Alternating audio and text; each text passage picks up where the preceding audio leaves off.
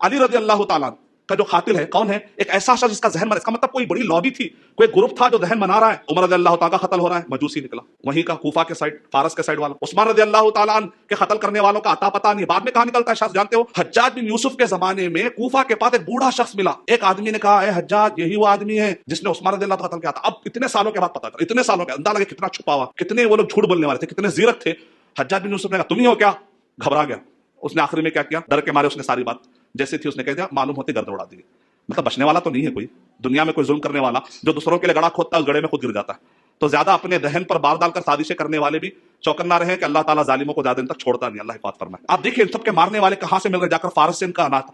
Communication system पर, media पर अक्सर देखिए आप यहूदी इस पर कब्जा जमाते हैं और इसको नाफिज करने वाले छुपे टाइप के जो मुनाफिकीन होते हैं इसको नाफिज कर लेते हैं। तो ये फारस के लोग हैं, ये मजूसी लोग हैं, ये दोनों का मिलकर, ये मिस्री लोग हैं, ये मिलकर एक गिरोह पैदा हो रहा है जो आगे चलकर राफिदियों की शक्ल में आपके सामने नाम आएगा।